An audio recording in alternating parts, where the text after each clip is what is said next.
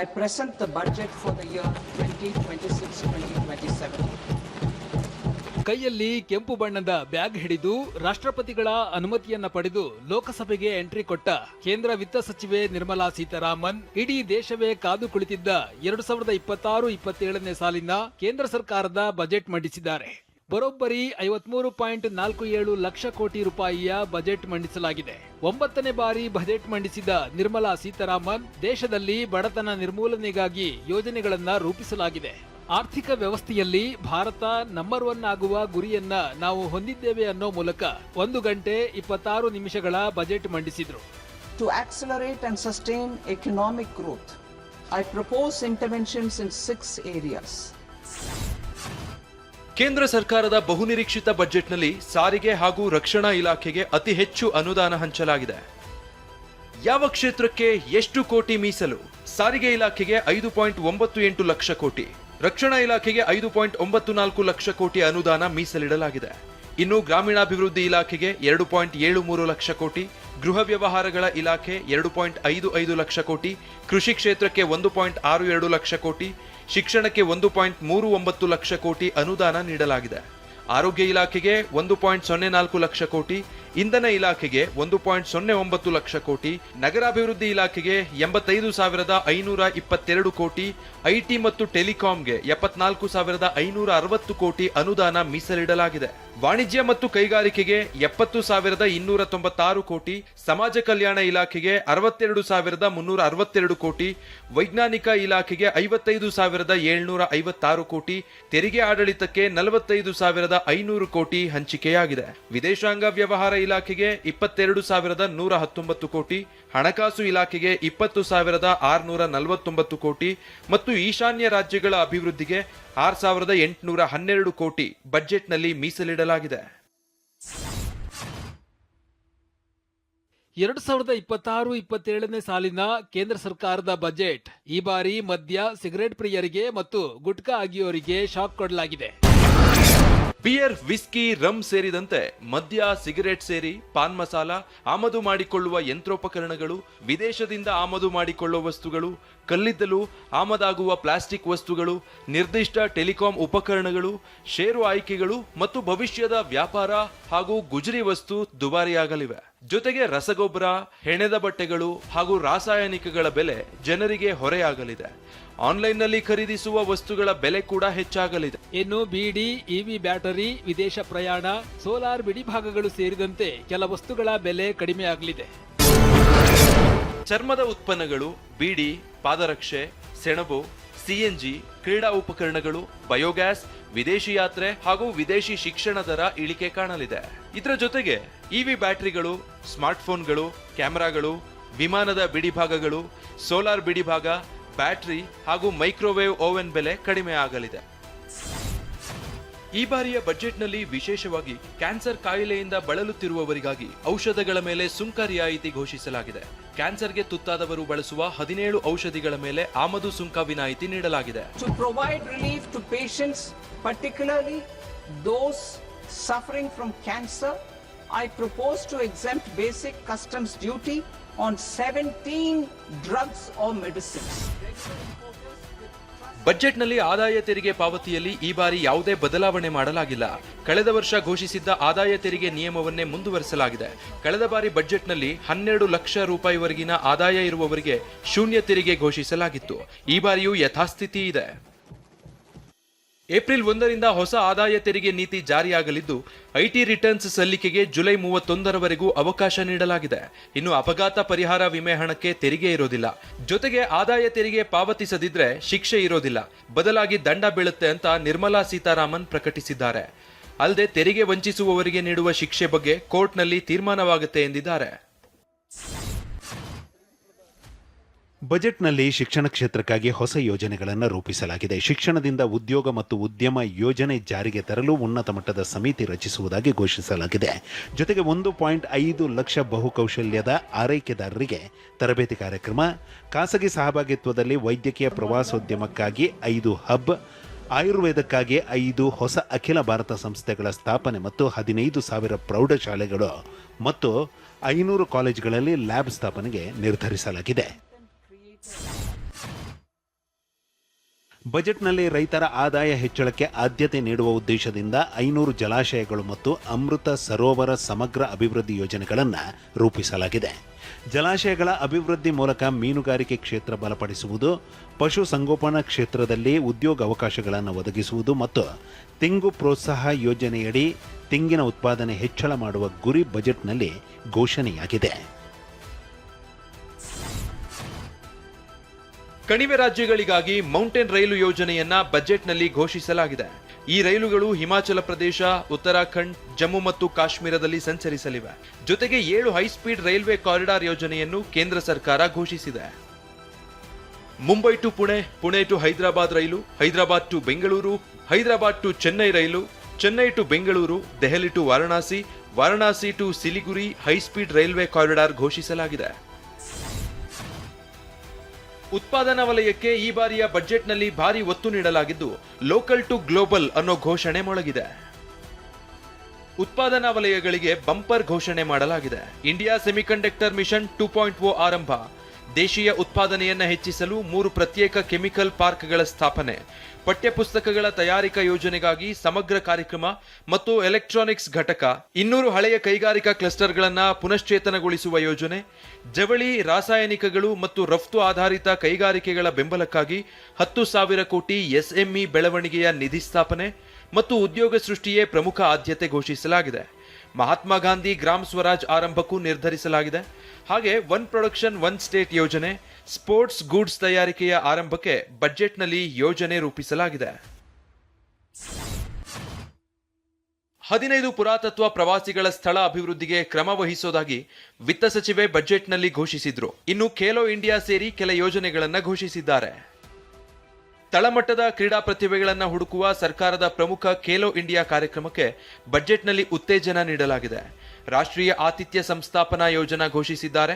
ಪಶುಪಾಲನೆಗೆ ಸಹಾಯಧನ ಘೋಷಿಸಿರುವ ಕೇಂದ್ರ ತೆಂಗು ಬೆಳೆಯುವ ರಾಜ್ಯಗಳಿಗೆ ಉತ್ತೇಜನ ಹಾಗೂ ಶ್ರೀಗಂಧ, ತೆಂಗು ಹಾಗೂ ವಾಲ್ನಟ್ ಬೆಳೆಗಳಿಗೆ ಉತ್ತೇಜನ ಘೋಷಿಸಿದೆ. ಬಜೆಟ್ನಲ್ಲಿ ಖಾಸಗಿ ಸಹಭಾಗಿತ್ವದೊಂದಿಗೆ 5 ವೈದ್ಯಕೀಯ ಹಬ್ಗಳ ಸ್ಥಾಪನೆಗೆ ಯೋಜನೆಯನ್ನ ರೂಪಿಸಲಾಗಿದೆ.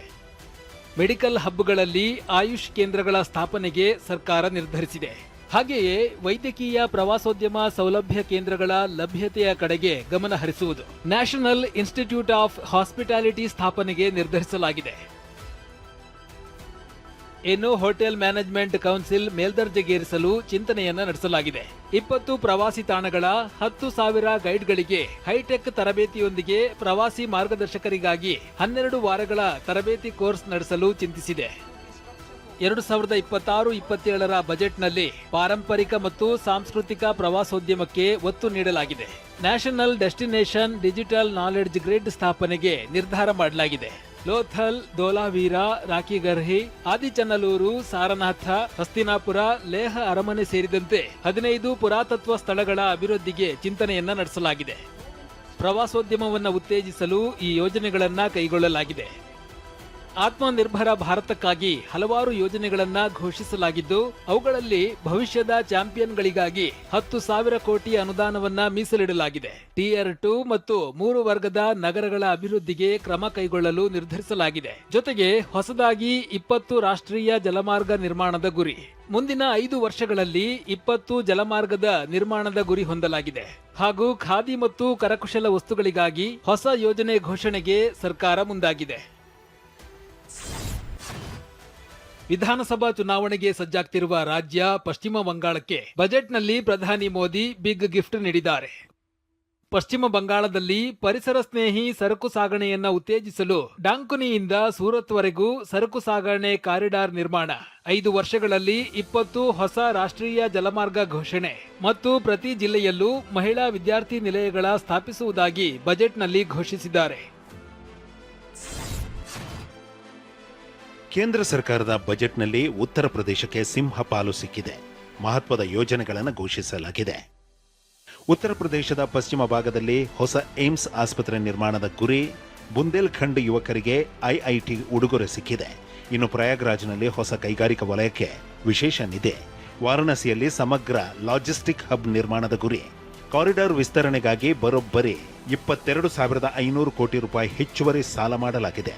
ಹಾಗೆ ಹಾವೂರ್ ಮತ್ತು ಸುಹರನ್ಪುರ ಕೃಷಿ ರಫ್ತು ಸಂಸ್ಕರಣಾ ವಲಯ ನಿರ್ಮಾಣ ಘಟಕ ಮತ್ತು ಲಖನೌ, ಕಾನ್ಪುರ ಮತ್ತು ಆಗ್ರಾ ನಗರಗಳ ಅಭಿವೃದ್ಧಿಗೆ ಬರೋಬ್ಬರಿ 32,075 ಕೋಟಿ ಹಂಚಿಕೆ ಮಾಡಲಾಗಿದೆ. ಈ ಬಾರಿಯ ಕೇಂದ್ರ ಸರ್ಕಾರದ ಬಜೆಟ್ನಲ್ಲಿ ಕರ್ನಾಟಕಕ್ಕೆ ನಿರಾಸೆಯಾಗಿದೆ ಅಂತ ಅಭಿಪ್ರಾಯ ವ್ಯಕ್ತವಾಗಿದೆ. ಶ್ರೀಗಂಧ, ತೆಂಗು ಬೆಳೆ, ಕೋಕೋ ಬೆಳೆಗಾರರಿಗೆ ಕೇಂದ್ರ ಸರ್ಕಾರ ವಿಶೇಷ ಯೋಜನೆ ಘೋಷಿಸಿದೆ. ತೆಂಗು ಪ್ರೋತ್ಸಾಹ ಯೋಜನೆಯ ಅಡಿ ತೆಂಗಿನ ಉತ್ಪಾದನೆ ಹೆಚ್ಚಳಕ್ಕೆ ಕೇಂದ್ರ ಬದ್ಧವಾಗಿದೆ. ಇದರಿಂದ 1 ಕೋಟಿ ರೈತರು ಸೇರಿದಂತೆ ಒಟ್ಟು 3 ಕೋಟಿ ಜನರಿಗೆ ನೆರವು ಸಿಗಲಿದೆ. ಕರ್ನಾಟಕದ ತೆಂಗು ಬೆಳೆಗಾರರಿಗೆ ಹೆಚ್ಚು ಪ್ರಯೋಜನ ಆಗಲಿದೆ. ಅಲ್ಲದೆ ಗೋಡಂಬಿ ಮತ್ತು ಕೋಕೋವನ್ನ 2030ರ ವೇಳೆಗೆ ಪ್ರೀಮಿಯಂ ಗ್ಲೋಬಲ್ ಬ್ರ್ಯಾಂಡ್ ಆಗಿ ರೂಪಿಸೋದು ಕೇಂದ್ರದ ಯೋಜನೆಯಾಗಿದೆ. ಶ್ರೀಗಂಧ, ತೆಂಗು ಬೆಳೆ ಹಾಗೂ ಕೋಕೋ ಬೆಳೆಗೆ ವಿಶೇಷ ಯೋಜನೆ ಘೋಷಿಸಿದ್ದು ತುಮಕೂರು, ಮಂಗಳೂರು, ಉಡುಪಿ, ಕಾರವಾರಕ್ಕೆ ಉಪಯೋಗವಾಗಲಿದೆ. ಈ ಮೂಲಕ ರಾಜ್ಯ ಸರ್ಕಾರಗಳ ಸಹಯೋಗದೊಂದಿಗೆ ಇಂಡಿಯನ್ ಸ್ಯಾಂಡಲ್ವುಡ್ ಇಕೋಸಿಸ್ಟಮ್ನ ವೈಭವ ಮರುಸ್ಥಾಪಿಸಲು ಕೇಂದ್ರ ಸರ್ಕಾರ ನಿರ್ಧರಿಸಿದೆ. ಇನ್ನು ಹೈದರಾಬಾದ್, ಬೆಂಗಳೂರು, ಚೆನ್ನೈ ಹೈಸ್ಪೀಡ್ ರೈಲು ಕಾರಿಡಾರ್ ಕೂಡ ಘೋಷಿಸಲಾಗಿದೆ. ಬಜೆಟ್ ಉದ್ದೇಶಿಸಿ ಮಾತನಾಡಿದ ಪ್ರಧಾನಿ ಮೋದಿ ವಿತ್ತ ಸಚಿವೆ ನಿರ್ಮಲಾ ಸೀತಾರಾಮರನ್ನ ಹಾಡಿ ಹೊಗಳಿದ್ದಾರೆ. ಅಲ್ಲದೆ ಈ ಬಜೆಟ್ ಹಲವು ಅವಕಾಶಗಳಿಗೆ ರಾಜಮಾರ್ಗವಾಗಿದೆ ಎಂದಿದ್ದಾರೆ. ಮಹಿಳಾ ವಿತ್ತ ಮಂತ್ರಿ के रूप में निर्मला जी ने लगातार 9वीं बार देश का बजट प्रस्तुत करके नया रिकॉर्ड बनाया है. ये बजट अपार अवसरों का राजमार्ग है. ये बजट वर्तमान के सपनों को साकार करता है और भारत के उज्जवल भविष्य की नींव को सशक्त करता है. ये बजट 2047 के विकसित भारत की हमारी ऊंची उड़ान का मजबूत आधार है. ಇಷ್ಟೇ ಅಲ್ಲ, ಶೀಘ್ರದಲ್ಲೇ ಭಾರತ ವಿಶ್ವದಲ್ಲಿ 3ನೇ ಆರ್ಥಿಕತೆಯ ರಾಷ್ಟ್ರವಾಗಲಿದೆ ಅಂತಲೂ ಹೇಳಿದ್ರು. भारत के 140 करोड़ नागरिक फास्टेस्ट ग्रोइंग इकोनॉमी बनकर ही संतुष्ट नहीं है. हम जल्द से जल्द दुनिया की तीसरी सबसे बड़ी अर्थव्यवस्था बनना चाहते हैं. ये करोड़ों देशवासियों का संकल्प है. ಕೇಂದ್ರ ಸರ್ಕಾರದ ಈ ಬಜೆಟ್ 2047ರ ಗುರಿ ಹೊಂದಿರುವ ಶತಮಾನದ ಬಜೆಟ್ ಅಂತ ಕೇಂದ್ರ ಸಚಿವ ಪ್ರಹ್ಲಾದ್ ಜೋಶಿ ಹೇಳಿದ್ರು. ಅಲ್ಲದೆ ಏರೋಸ್ಪೇಸ್ ಮತ್ತು ಮ್ಯಾನುಫ್ಯಾಕ್ಚರರ್ಗೆ ಸಹಾಯ ಆಗಲಿದೆ ಅಂತ ಮೆಚ್ಚಿಕೊಂಡಿದ್ದಾರೆ. ಇದೊಂದು ಮುಂದಿನ 25 ವರ್ಷಗಳ ಕಾಲ ಮತ್ತು 2047ಕ್ಕೆ ಭಾರತ ಸ್ವತಂತ್ರ ಆಗುವ ಸಮಯದಲ್ಲಿ ಭಾರತ ಅದರ ಫ್ಯೂಚರು ಹೇಗಿರಬೇಕು ಅನ್ನುವಂಥ ದೃಷ್ಟಿಯಿಂದ ಕೂಡಿದಂಥ ಭವಿಷ್ಯದ ದೃಷ್ಟಿಕೋನವನ್ನು ಅತ್ಯಂತ ವಿಸ್ತಾರವಾಗಿ ಗಮನಿಸಿ ಅದನ್ನು ಇಂಗ್ಲೀಷ್ನಲ್ಲಿ ಹೇಳುವುದಾದರೆ ವಿಜುವಲೈಸ್ ಮಾಡಿರುವಂಥ ಒಂದು ಬಜೆಟ್. ಏರೋಸ್ಪೇಸು ಮತ್ತು ಏರ್ಕ್ರಾಫ್ಟ್ ಮ್ಯಾನುಫ್ಯಾಕ್ಚರಿಂಗು ಇದರಲ್ಲಿ ಕೂಡ ಕರ್ನಾಟಕಕ್ಕೆ ಲಾಭವಾಗಲಿದೆ. ಮತ್ತು ಇದರ ಜೊತೆಗೆ ಹೈಸ್ಪೀಡ್ ಟ್ರೈನ್ ಕಾರಿಡಾರು ಬೆಂಗಳೂರಿಗೆ 2 ಕೊಟ್ಟಿದ್ದಾರೆ. ಮತ್ತು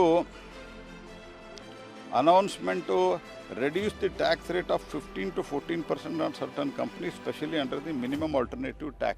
ಇದು ಕರ್ನಾಟಕದಲ್ಲಿ ಬೆಂಗಳೂರು ಬೇಸ್ಡ್ ಬಹಳಷ್ಟು ಕಂಪನಿಗಳು ಇರೋದ್ರಿಂದ ದಟ್ ವಿಲ್ ಆಲ್ಸೋ ಹೆಲ್ಪ್. ಇನ್ನು ಮಾಜಿ ಸಿಎಂ BS ಯಡಿಯೂರಪ್ಪ ಪ್ರತಿಕ್ರಿಯಿಸಿ ದೇಶದ ಸರ್ವಾಂಗೀಣ ಅಭಿವೃದ್ಧಿಯ ಬಜೆಟ್ ಇದಾಗಿದೆ ಅಂತಂದ್ರು. ದೇಶದ ಸರ್ವಾಂಗೀಣ ಹಾಗೂ ಅಭಿವೃದ್ಧಿ ಒಳಗೊಂಡ ಬಜೆಟ್ ಇದಾಗಿದೆ.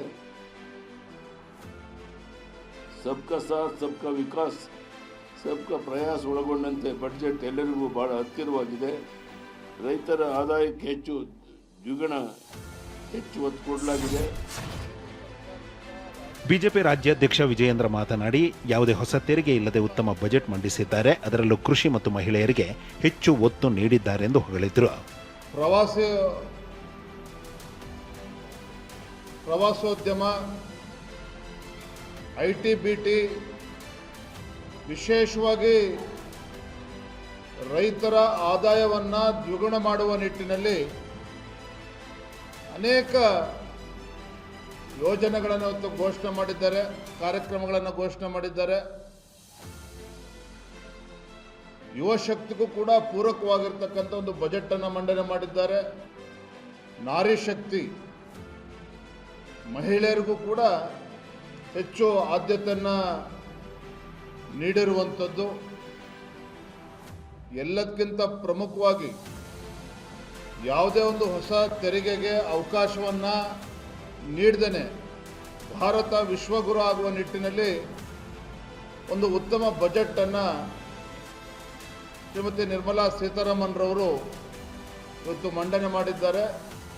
ಶಿಕ್ಷಣ, ಮಹಿಳಾ ಸಬಲೀಕರಣಕ್ಕೆ ಬಜೆಟ್ನಲ್ಲಿ ಒತ್ತು ನೀಡಿದ್ದಾರೆಂದು ವಿಧಾನಸಭೆ ವಿಪಕ್ಷ ನಾಯಕ ಅಶೋಕ್ ಹೇಳಿದರು. ನನ್ನ ದೃಷ್ಟಿಯಲ್ಲಿ ಇದು ಜನಹಿತದ ಬಜೆಟ್. ವಿಶೇಷವಾಗಿ ಕೈಗಾರಿಕೆಗೆ ಹೆಚ್ಚು ಒತ್ತನ್ನು ಕೊಟ್ಟಿದ್ದಾರೆ, ವಿದ್ಯಾಭ್ಯಾಸಕ್ಕೆ ಹೆಚ್ಚು ಒತ್ತನ್ನು ಕೊಟ್ಟಿದ್ದಾರೆ.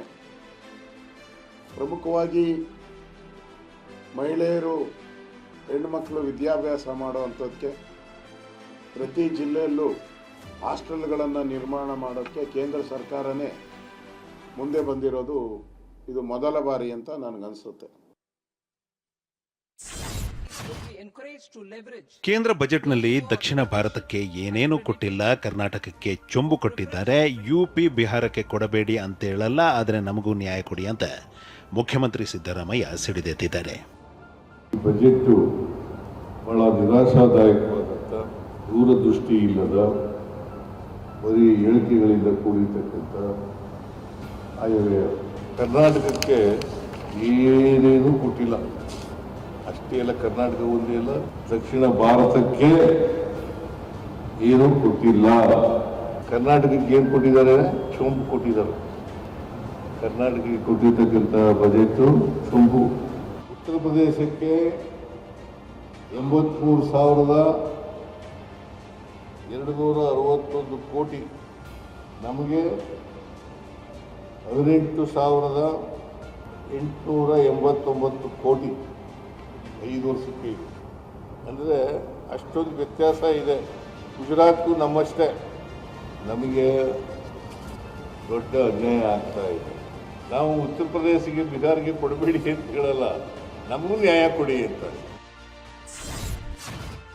ಕೇಂದ್ರ ಬಜೆಟ್ ಬಗ್ಗೆ ಆಕ್ರೋಶ ಹೊರಹಾಕಿದ ಡಿಸಿಎಂ ಡಿಕೆಶಿ, ಇದು ಜನ ವಿರೋಧಿ, ಕರ್ನಾಟಕ ವಿರೋಧಿ ಬಜೆಟ್, ರೈತರಿಗೂ ಯಾವುದೇ ಒಳ್ಳೊಳ್ಳೆ ಸ್ಕೀಮ್ಗಳಿಲ್ಲ ಅಂದ್ರು. ಸಂಸದರು, ರಾಜ್ಯದ ಕೇಂದ್ರ ಮಂತ್ರಿಗಳು ರಾಜೀನಾಮೆ ಕೊಡೋದು ಮೇಲು ಅಂದ್ರು. ಈ ಬಜೆಟ್ನಿಂದ ರಾಜ್ಯಕ್ಕೆ ದೊಡ್ಡ ಅನ್ಯಾಯ ಆಗಿದೆ ಅನ್ನೋದನ್ನು ಹೇಳಲಿಕ್ಕೆ ಬಯಸ್ತೇನೆ. ಇದು ಜನ ವಿರೋಧಿ ಬಜೆಟ್, ಕರ್ನಾಟಕ ವಿರೋಧಿ ಬಜೆಟ್. ನನಗೆ ರೈತರಿಗೂ ಕೂಡ ಯಾವುದೋ ಒಳ್ಳೊಳ್ಳೆ ಸ್ಕೀಮ್ಗಳನ್ನು ನಾನು ಇಲ್ಲಿ ನೋಡ್ತಾ ಇಲ್ಲ. ಸೊ ಅದರಿಂದ ಎಂಪಿಗಳು, ಕೇಂದ್ರ ಮಂತ್ರಿಗಳೆಲ್ಲ ರಾಜೀನಾಮೆ ಕೊಡೋದು ಮೇಲು. ಇತ್ತ ಬೃಹತ್ ಕೈಗಾರಿಕಾ ಸಚಿವ ಎಂಬಿ ಪಾಟೀಲ್ ಪ್ರತಿಕ್ರಿಯಿಸಿ, ದಿನಬಳಕೆ ಪದಾರ್ಥಗಳ ಬೆಲೆ ಇಳಿಕೆ ಆಗೋ ನಿರೀಕ್ಷೆ ಇಟ್ಟುಕೊಂಡಿದ್ದ ಜನರ ನಿರೀಕ್ಷೆ ಹುಸಿಯಾಗಿದೆ ಅಂದ್ರು. ಒಟ್ಟಾರೆ ಹೇಳಬೇಕಂದ್ರೆ ಇದು ಕೇಂದ್ರ ಸರ್ಕಾರ ನಮ್ಮ ಕರ್ನಾಟಕ ರಾಜ್ಯಕ್ಕೆ ಬಹಳ ದೊಡ್ಡ ಅನ್ಯಾಯವನ್ನು ಮಾಡಿದೆ. ಮಧ್ಯಮ ವರ್ಗದ ಪರವಾಗಿದ್ದೀವಿ ಅಂತ ಹೇಳ್ತಾ ಇದ್ದೀವಿ. ಅಪ್ಪರ್ ಮೀಡಿಯಂ ಕ್ಲಾಸ್ ಇದ್ರೆ lower, particular lower medium class, salary class ಏನಿದೆ ಎಲ್ಲರನ್ನ ನಿಮ್ಮನ್ನು ಒಳಗೊಂಡು, ಇವತ್ತು ಮೀಡಿಯಾದವ್ರನ್ನ ನೀವೇನಿದ್ರೆ ನಿಮ್ಮನ್ನೆಲ್ಲ ಒಳಗೊಂಡು ನಿಮ್ಗೆ ಸಂಪೂರ್ಣವಾದಂಥ ನಿರಾಶೆಯನ್ನು, ಅನ್ಯಾಯವನ್ನು ಇವತ್ತು ದಿವಸ ಕೇಂದ್ರ ಬಜೆಟ್ ಮಾಡಲಾಗಿದೆ. ದೇಶದಲ್ಲಿರುವ ನಿಜವಾದ ಸಮಸ್ಯೆಯನ್ನು ಈ ಬಜೆಟ್ನಲ್ಲಿ ತೋರಿಸಿಲ್ಲ, ಕುರುಡುತನ ಪ್ರದರ್ಶಿಸಲಾಗಿದೆ ಅಂತ ಲೋಕಸಭೆ ವಿಪಕ್ಷ ನಾಯಕ ರಾಹುಲ್ ಗಾಂಧಿ ಎಕ್ಸ್ ಖಾತೆಯಲ್ಲಿ ಗುಡುಗಿದ್ದಾರೆ.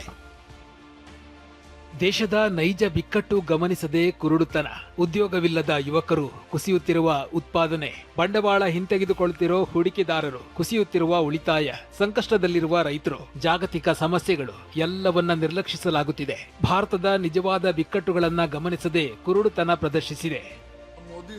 ಇನ್ನು ಎಐಸಿಸಿ ಅಧ್ಯಕ್ಷ ಮಲ್ಲಿಕಾರ್ಜುನ ಖರ್ಗೆ ಕೂಡ ಕೇಂದ್ರದ ವಿರುದ್ಧ ವಾಗ್ದಾಳಿ ನಡೆಸಿದ್ದಾರೆ. मोदी सरकार के पास अब नई आइडिया खत्म हो गई है. ये बजट गरीब तबके के लिए इसमें कुछ नहीं है. इन्फ्लेशन कंट्रोल करने के लिए भी इनका कोई समाधान, सकारात्मक कोई सलाह या कोई कदम उन्होंने नहीं दिया. इसी तरह रुपए का गिरते हुए मूल्य के निपटने की भी कोई योजना उनके पास नहीं है. ಕೇಂದ್ರದ ಬಜೆಟ್ ಅನ್ನು ದಿಕ್ಕುರಹಿತ, ದೂರದೃಷ್ಟಿ ಇಲ್ಲದ ಮತ್ತು ಜನವಿರೋಧಿ ಎಂದು ಪಶ್ಚಿಮ ಬಂಗಾಳ ಸಿಎಂ ಮಮತಾ ಬ್ಯಾನರ್ಜಿ ಟೀಕಿಸಿದ್ದಾರೆ. ಇದು ಮಹಿಳಾ ವಿರೋಧಿ, ಶಿಕ್ಷಣ ವಿರೋಧಿ ಮತ್ತು ಎಸ್ಸಿ ಎಸ್ಟಿ ಮತ್ತು ಒಬಿಸಿ ವಿರುದ್ಧವೂ ಆಗಿದೆ. ಬಜೆಟ್ನಲ್ಲಿ ಬಂಗಾಳಕ್ಕೆ ಯಾವುದೇ ಕೊಡುಗೆ ಇಲ್ಲ ಎಂದು ಆರೋಪಿಸಿದ್ದಾರೆ. 2026ರ ಕೇಂದ್ರ ಬಜೆಟ್ ಮೇಲೆ ತಮಗೆ ಹೆಚ್ಚಿನ ನಿರೀಕ್ಷೆಗಳಿಲ್ಲ ಅಂತ ಸಂಸದೆ ಪ್ರಿಯಾಂಕಾ ಗಾಂಧಿ ವಾದ್ರಾ ಪ್ರತಿಕ್ರಿಯಿಸಿದ್ದಾರೆ. ಕೇಂದ್ರ ಬಜೆಟ್ ಬಗ್ಗೆ ಸಮಾಜವಾದಿ ಪಕ್ಷದ ಮುಖ್ಯಸ್ಥ ಬಿಜೆಪಿ ಬಜೆಟ್ ಎಂದು ಕಿಡಿಕಾರಿದ್ದಾರೆ. ಎಕ್ಸ್ನಲ್ಲಿ ತೀವ್ರ ವಾಗ್ದಾಳಿ ನಡೆಸಿದ್ದಾರೆ. ಬಿಜೆಪಿಯ ಪ್ರತಿಯೊಂದು ಬಜೆಟ್ ಸಮಾಜದ ಒಂದು ಸಣ್ಣ ವರ್ಗಕ್ಕೆ ಮಾತ್ರ ಮೀಸಲಾಗಿದೆ. ಇದು ಬಿಜೆಪಿ ಬಜೆಟ್ ಎಂದು ಆರೋಪಿಸಿದ್ದಾರೆ. ಟಿಎಂಸಿ ಸಂಸದ ಶತ್ರುಘ್ನ ಸಿನ್ಹಾ ಕೇಂದ್ರ ಬಜೆಟ್ ಅನ್ನು ಸುಳ್ಳಿನ ಬಜೆಟ್ ಅಂತ ಟೀಕಿಸಿದ್ದಾರೆ. ಈ ಬಜೆಟ್ ವಿಕಸಿತ ಭಾರತಕ್ಕಾಗಿ ಅಲ್ಲ ಎಂದಿರುವ ಶತ್ರುಘ್ನ, ಬಜೆಟ್ ಉದ್ಯೋಗ, ರೈತರ ಕಲ್ಯಾಣ ಅಥವಾ ದೇಶದ ಸಾಲದ ಮೇಲೆ ಕೇಂದ್ರೀಕರಿಸಿಲ್ಲ ಎಂದು ಕಿಡಿಕಾರಿದ್ದಾರೆ. ಕೇಂದ್ರ ಸರ್ಕಾರದ ಬಜೆಟ್ ಉಪ್ಪು ಮತ್ತು ಖಾರ ಇಲ್ಲದ ಬಜೆಟ್ ಅಂತ ದೆಹಲಿಯಲ್ಲಿ ಕಾಂಗ್ರೆಸ್ ಸಂಸದ ಶ್ರೇಯಸ್ ಪಟೇಲ್ ವ್ಯಂಗ್ಯವಾಡಿದ್ದಾರೆ. ಇವತ್ತು ಅತ್ಯಂತ ದುರ್ಬಲವಾದಂತಹ ಬಜೆಟ್. ಉಪ್ಪು, ನಮ್ಮ ಹಳ್ಳಿ ಭಾಷೆಯಲ್ಲಿ ಹೇಳೋದಾದ್ರೆ ಇದು ಉಪ್ಪು ಖಾರ ಇಲ್ಲದೆ ಇರುವಂತಹ ಬಜೆಟ್. ಕೇಂದ್ರ ಬಜೆಟ್ನಲ್ಲಿ ಕರ್ನಾಟಕ ರಾಜ್ಯವನ್ನ ಕಡೆಗಣನೆ ಮಾಡಲಾಗಿದೆ ಅಂತ ದಾವಣಗೆರೆ ಲೋಕಸಭಾ ಕ್ಷೇತ್ರದ ಸಂಸದೆ ಪ್ರಭಾ ಮಲ್ಲಿಕಾರ್ಜುನ್ ಅಸಮಾಧಾನ ವ್ಯಕ್ತಪಡಿಸಿದ್ದಾರೆ. ಅಂದರೆ ಸನ್ಮಾನ್ಯ ಸಿದ್ದರಾಮಯ್ಯ ಅವರು ಮತ್ತು ಉಪ ಮುಖ್ಯಮಂತ್ರಿಗಳಾದ ಡಿ.ಕೆ. ಶಿವಕುಮಾರ್ ಅವರು ಮತ್ತು ಎಲ್ಲ ಮಿನಿಸ್ಟರ್ಸು ಈಗ 2 ವರ್ಷದಿಂದ ದೆಹಲಿನಲ್ಲೇ ಓಡಾಡ್ತಾ ಇದ್ದೀವಿ. ನಮ್ಮ ಸ್ಟೇಟಿಗೆ ಏನು ಅನ್ಯಾಯ ಆಗಿದೆ, ಸುಮಾರು 1% ಅಷ್ಟು ಲಾಸ್, ಅರೌಂಡ್ 80,000 crore ಅಂತ ಏನು ಹೇಳ್ತೀವಿ. ನಮ್ಮ ಟ್ಯಾಕ್ಸ್ ಡೆವಲ್ಯೂಷನಲ್ಲಿ GSTನಲ್ಲಿ ನಂಬರ್ 2 ಇದ್ದೀವಿ. ಬಜೆಟ್ ಮಂಡನೆಯಾಗ್ತಿದ್ದಂತೆ ಷೇರು ಮಾರುಕಟ್ಟೆಯಲ್ಲಿ ಭಾರಿ ಅಲ್ಲೋಲ ಕಲ್ಲೋಲವಾಗಿದೆ. ಒಂದೇ ದಿನ ಬರೋಬ್ಬರಿ 10 ಲಕ್ಷ ಕೋಟಿ ರೂಪಾಯಿ ನಷ್ಟ ಎದುರಾಗಿದೆ. ಷೇರು ಮಾಲೀಕರು ತಮ್ಮ ಷೇರುಗಳನ್ನು ಮಾರಲು ಮುಗಿಬಿದ್ದಿದ್ರಿಂದ ಸುಮಾರು 10 ಲಕ್ಷ ಕೋಟಿ ರೂಪಾಯಿಗಳ ಸಂಪತ್ತು ನಷ್ಟವಾಗಿದೆ. ಕೇಂದ್ರ ಹಣಕಾಸು ಸಚಿವೆ ನಿರ್ಮಲಾ ಸೀತಾರಾಮನ್ ಮಂಡಿಸಿದ ಬಜೆಟ್ ಬಗ್ಗೆ ರಾಜ್ಯ ಕಾಂಗ್ರೆಸ್ನ ರಾಜ್ಯಸಭಾ ಸದಸ್ಯ ಜೆಸಿ ಚಂದ್ರಶೇಖರ್ ತೀವ್ರ ವಾಗ್ದಾಳಿ ನಡೆಸಿದ್ದಾರೆ. ಬಜೆಟ್ ಮಂಡನೆಯಾದ ಕೇವಲ 15 ನಿಮಿಷಗಳಲ್ಲಿ ಷೇರು ಮಾರುಕಟ್ಟೆಯಲ್ಲಿ ಹೂಡಿಕೆದಾರರಿಗೆ ಬರೋಬ್ಬರಿ 30,000 ಕೋಟಿ ರೂಪಾಯಿ ನಷ್ಟವಾಗಿದೆ ಅಂತ ತಿಳಿಸಿದ್ದಾರೆ. ಇದೇ ಮೊದಲ ಬಾರಿಗೆ ಹಳೆ ಸಂಪ್ರದಾಯ ಮುರಿದು ಬಜೆಟ್ ಮಂಡನೆ ಮಾಡಲಾಗಿದೆ. 27 ವರ್ಷಗಳ ಬಳಿಕ ಸ್ವಾತಂತ್ರ್ಯ ಭಾರತದ ಇತಿಹಾಸದಲ್ಲೇ 2ನೇ ಬಾರಿ ಭಾನುವಾರ ಬಜೆಟ್ ಮಂಡನೆಯಾಗಿದೆ. ಕೇಂದ್ರದ 2026-27ನೇ ಬಜೆಟ್ ಕುರಿತು ಜನಸಾಮಾನ್ಯರು ಮಿಶ್ರ ಪ್ರತಿಕ್ರಿಯೆ ವ್ಯಕ್ತಪಡಿಸಿದ್ದಾರೆ. ಕೇಂದ್ರದ ಒಂದು ಬಜೆಟ್ ಅನ್ನೋದು ಅಂತ ಒಂದು ಇಂಟ್ರೆಸ್ಟ್ ಆಗಿ ಕಾಣಲಿಲ್ಲ, ಒಂದು ಸಾಮಾನ್ಯ ಬಜೆಟ್ ಅಂತ ಹೇಳ್ಬೋದು. ಇಲ್ಲಿ ಏನಾಗಿತ್ತು ಅಂದರೆ ಲಾಸ್ಟ್ ಇಯರ್ ನಾವು ಕಂಪೇರ್ ಮಾಡಿದಾಗ ಈ ಸರಿ ಇನ್ನೂ ತುಂಬ ಚೆನ್ನಾಗಿರುತ್ತೆ ಅಂತ ಯೋಚನೆ ಮಾಡಿದ್ವಿ. ಕೇಂದ್ರದ ಬಜೆಟ್ ಬಗ್ಗೆ ತುಂಬ ಎಕ್ಸ್ಪೆಕ್ಟೇಷನ್ಸ್ ಇತ್ತು, ಬಟ್ ಅದು ನಾವು ಎಕ್ಸ್ಪೆಕ್ಟ್ ಮಾಡಿದ್ದಷ್ಟೇನ ಆಗಲಿಲ್ಲ. ಅದು ನಿರಾಸೆಯಾಗೇ ಉಳ್ಕೋತು.